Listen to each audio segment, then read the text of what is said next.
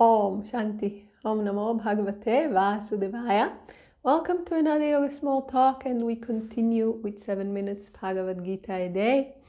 We have reached verse 5 of chapter 6. Actually, verses 5 and 6 go together. We will read both of them and start discussing. In this talk, we'll see how far we'll reach. Very, very beautiful teaching. 5. One should raise oneself by oneself alone. Let not one lower oneself, for the self alone is the friend of oneself, and the self alone is the enemy of oneself. 6. The self is the friend of the self, of him by whom the self has been conquered by the self. But to the unconquered self, this self stands in the position of an enemy, like an external foe. So I hope you have been following the caption to see when the self is with a small s and with a capital S. It's very, very, very important here. But not to worry, we will of course go over all the details. So let's start with Verse 5. One should raise oneself by oneself alone. And this second self is with a capital S. So in yoga we are told that we have the lower mind and the higher mind.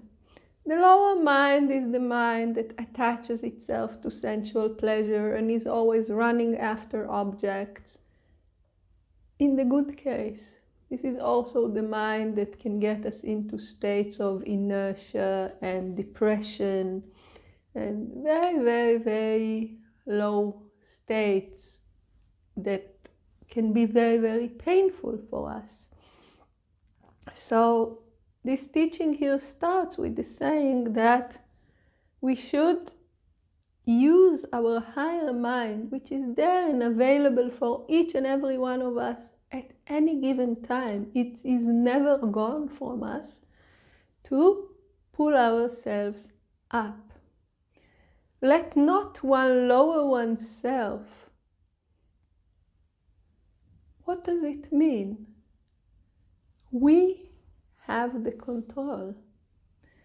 We should not let ourselves go down. And this is not only in yoga. The key is where we aim for. We said this before. The key is our aspiration.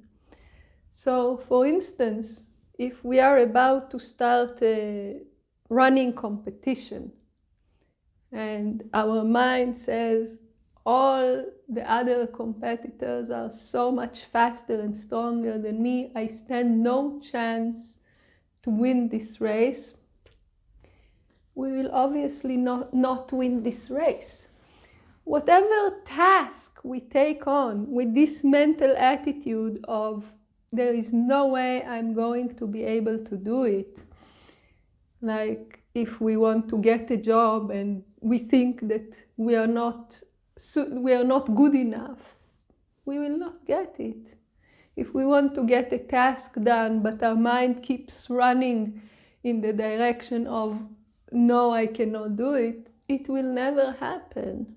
This is the basics of what we teach as positive thinking. First, work with the mind. You first have to see things happening the way you want. Swami Shivananda tells us you are the architect of your own destination.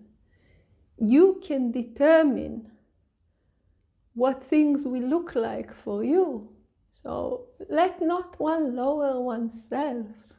Don't discourage yourself. This is in the day-to-day meaning. Of course, when it comes to yoga, when we talk about yoga in the sense of the yoga of meditation, don't run after the sensual pleasures. Instead of becoming the best friend of your lower mind, become the best friend of your higher mind and let it elevate you. Let it take you up. Let it inspire you. For the self alone is the friend of oneself. self with a capital S.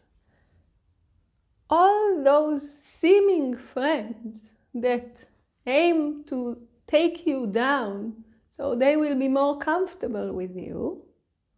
And we know such people. They are not your friends. They call themselves friends, but what do? They teach you bad habits. They are asanga, the opposite of things that inspire you. They teach you how to be angrier. So when we come in the company of very angry people, and we are too calm, some of them will try to teach us how to be very angry, so we will fit in. They are not your friends. They are not teaching you something valuable.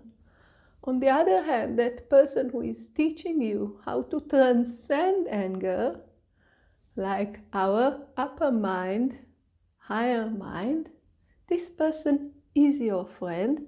And here it is said even more specifically. This person alone is your friend. You cannot be friend of both those who teach you how to be more angry and those who teach you how to be less angry.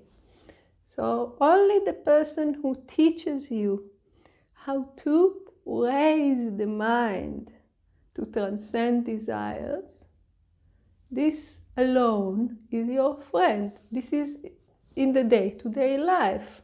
Choose your friends, the one who take you to better places mentally. And then understand that the others are not. In yoga, of course, the higher mind alone, the mind which aspires for God rather than aspiring for the sensual objects, this alone is your friend, meaning this alone is the one that you should be spending your time with. And the self alone is the enemy of oneself. Is this a contradiction? What's happening here? We will talk about it in the next video. Please join us. Om Shanti.